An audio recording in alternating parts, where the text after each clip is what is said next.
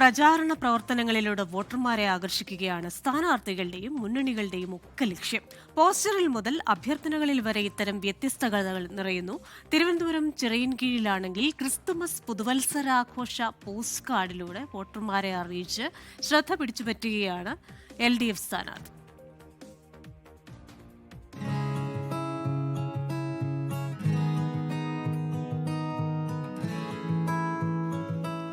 ചിറയിൻകീഴ് ഗ്രാമപഞ്ചായത്തിൽ 17-ാം വാർഡിലെ LDF സ്ഥാനാർത്ഥിയാണ് S. സിന്ധു.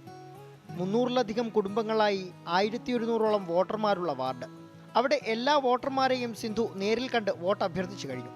തെരഞ്ഞെടുപ്പ് കഴിഞ്ഞാണ് ക്രിസ്മസും ന്യൂ ഇയറും ഒക്കെയെങ്കിലും ആശംസ നേരത്തെ അറിയിക്കുന്നു സ്ഥാനാർത്ഥി. അതും വേറിട്ട വഴിയിലൂടെ.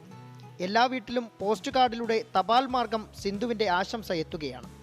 വാട്സപ്പും ഫേസ്ബുക്കുമൊക്കെ പ്രചാരണത്തിനുള്ളപ്പോൾ മറന്നു തുടങ്ങിയ തപാൽ സംവിധാനത്തെയും പോസ്റ്റ് കാർഡുകളെയും വീണ്ടും ഒന്ന് ഓർമ്മിപ്പിക്കുന്നു സിന്ധു.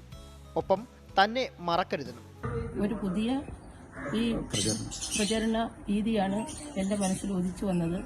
എന്നു വെച്ചാൽ ക്രിസ്മസും പുതുവത്സര ആശംസകളും വരുന്ന ഈ വേളയിൽ എല്ലാവർക്കും ഒരു വാർഡിലെ മുഴുവൻ വോട്ടർമാർക്കും അവരുടെ വീട്ടുകളിൽ തപാൽ മുഖേന നമുക്ക് കാർഡ് അയച്ച് അവരെ ഒരു ക്രിസ്മസ് ആശംസയും പുതുവത്സരാശംസകളും നേരുന്നതോടൊപ്പം വോട്ട് അഭ്യർത്ഥനയും നടത്തണമെന്ന് എൻ്റെ സഹോദരന്മാരും എൻ്റെ സഹപ്രവർത്തകരും എല്ലാവരുടെയും ഒരു തീരുമാനത്തിന്റെ അടിസ്ഥാനത്തിലാണ് ഈ ഒരു കാര്യം ഞാൻ ചെയ്തത്.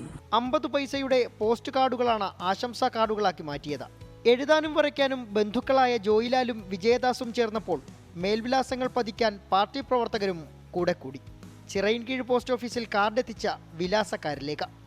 നേരത്തെ 17-ാം വാർഡിലും ബ്ലോക്ക് പഞ്ചായത്തിലും മത്സരിച്ചു വിജയിച്ച സിന്ധുവിനെ UDFിൽ നിന്നും വാർഡ് പിടിച്ചടക്കാനാണ് ഇപ്പോൾ 17-ാം വാർഡിലേക്ക് ഇടതു നേതൃത്വം ഇറക്കിയിരിക്കുന്നത്. 24 തിരുവനന്തപുരം. ലോകത്തെവിടെയായാലും ഏത് സമയത്തും 24 വാർത്തകളും ഓഗ്മെന്റഡ് റിയാലിറ്റി പാക്കേജുകളും എക്സ്പ്ലെയിനറുകളും വിശദമായി കാണാൻ ഞങ്ങളുടെ YouTube ചാനൽ നിങ്ങൾക്ക് സബ്സ്ക്രൈബ് ചെയ്യാം.